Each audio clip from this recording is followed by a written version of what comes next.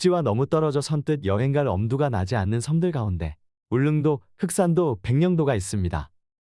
그런데 이렇게 못해서 멀리 떨어진 외딴 섬에 공항이 들어서서 돈만 있으면 쉽게 갈 수 있는 섬으로 탈바꿈할 것 같네요. 울릉공항은 2025년, 흑산공항은 2026년, 백령공항은 2029년인데 백령도는 인천시가 2년 앞당기겠다고 해서 2027년 개항이 유력합니다. 인천광역시 옹진군에 속해 있는 백령도는 그곳을 지키는 군인들 빼고도 주민이 10,000명이나 거주하는 우리나라에서 8번째로 큰 섬이지만 4시간이나 걸리는 뱃길 때문에 가기가 벅찬 섬입니다. 다들 포기하는 섬을 저는 행복하게도 2번이나 가봤습니다. 백령공항은 간척으로 조성한 솔개지구에 들어설 예정인데 솔개지구는 백령도가 섬이 맞나 싶을 정도로 끝이 보이지 않는 드넓은 간척지입니다. 대부분 농지와 농수로로 돼 있지만 인근에는 엄청난 규모의 해당화 재배지가 있습니다. 공항이 들어서면 해당화 재배 단지는 없어질 가능성이 큰데요. 가능하면 이 해당화 단지는 살렸으면 좋겠네요. 그동안 애써 가꾼 해당화 단지가 없어지는 게 너무 아쉬워서 드리는 말씀입니다. 국토부 발표에 따르면 백령공항은 2029년까지 건설하고 비행기는 50인승을 투입해 하루 5편을 운항하는 것으로 돼 있습니다. 하지만 인천시는 건설 시기를 2027년으로 2년을 앞당기고 항공기도 80인승용을 투입, 하루 12편까지 확대하겠다고 발표했습니다. 계획대로 되면 백령도는 비행기를 타고 오는 관광객만 하루 1,000명가량 더 들어옵니다. 그럴 경우 숙박비와 음식값은 당연히 많이 오를 것이고요. 더 중요한 것은 지금의 백령도 여행이 갖는 호젓함과 때묻지 않는 관광지로서의 기대는 사라지고 말 겁니다. 그래서 백령도 여행의 참맛이 사라지기 전에 다녀오실 것을 추천드립니다. 그리고 여행 기간은 3박 4일을 권해드리고요. 인천에서 맨 처음 출발하는 아침 7시 50분 배를 타고 출항합니다. 참고로 인천에서 백령도 가는 배는 3편이 있는데 다음 편은 8시 반과 오후 1시에 있습니다. 서해의 망망대해를 가르며 달리던 카페리가 도착한 첫 기착지는 작지만 아름다운 섬, 소청도입니다. 짧은 일정 때문에 소청도는 잠깐 내려 2곳만 둘러보는데요. 첫 번 방문지는 드넓은 해안가에 펼쳐진 하얀 분치를 한 것 같은 분바위였습니다. 1km가 넘는 해안가가 통째로 하얀 분치를 하고 있는데요.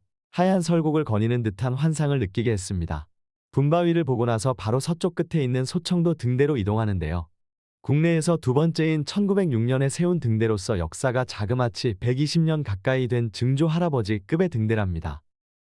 소청도에서 5시간가량 지내다가 인천에서 들어오는 배를 타고 대청도로 건너가면 되는데 제가 소청도를 두고 굳이 대청도에서 하루를 묵으라고 권하는 것은 바로 싱싱하고 값도 저렴한 대청도 해산물 때문입니다. 특히 삭히지 않는 홍어회를 좋아하는 분들에게 저녁에 꼭 대청도 홍어하고 한번 만나보실 것을 권합니다.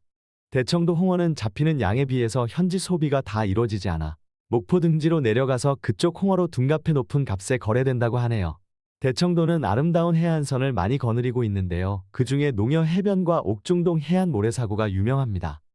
대청도는 도로망이 잘 돼 있어서 차를 이용해 한 바퀴를 돌면서 해변 모래톱을 한 번씩 밟아보면 되는데 여력이 있으시는 분들은 광난도 정자각에서 잠시 내려 바다로 돌출된 해안 절벽인 서풍바지를 꼭 다녀오시는 걸 추천드립니다. 백령도 여행의 백미는 바로 최고 명승지인 두무진입니다. 두무진은 10억 년 전에 만들어진 기암괴석들로 암석의 뿌리가 모두 다른 개별 암주라고 하는데요. 처음 보는 사람들은 그 규모에 입이 쩍 벌어지고 맙니다. 두무진은 말로써 그 감동을 다 형언해내기 어려운 절경인데 굳이 말해보라고 하면 과연 천하제 일경이로구나 하는 표현이 가장 잘 어울리겠네요. 그 다음으로 가볼 곳은 사곳입니다. 천연기념물 391호로 지정되어 있는 사곳은 언뜻 보기엔 모래로 돼 있는 것 같지만 사실은 규암 가루가 두텁게 쌓인 해안으로 한국전쟁 때는 미군이 천연 비행장으로 사용하기도 했었다네요. 이런 곳은 이태리 나폴리에 있는 해변과 더불어 세계적으로 딱 2개밖에 없다고 합니다. 썰물 때면 길이 4km에 폭 300m나 되는 사빈이 나타나는데 요즘 사곳의 모래가 좀 물러졌다는 얘기도 들립니다만 자동차로 달려도 끄덕없는 해변입니다. 그 다음은 전망대 한 곳을 추천하는데요. 심청각을 먼저 추천하지만 심청각 대신에 끝섬 전망대를 가셔도 됩니다. 물론 다 가셔도 되고요.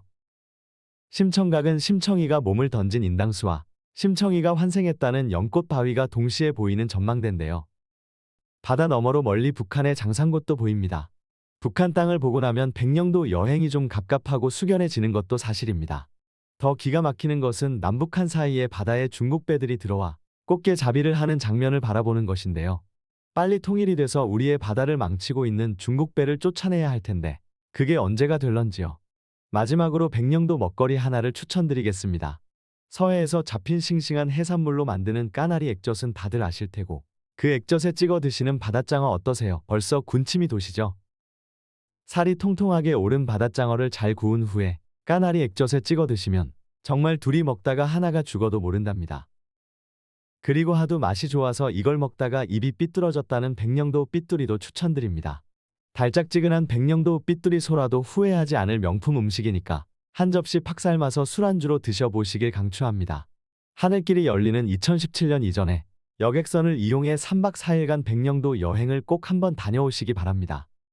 오늘도 함께 해주셔서 감사합니다.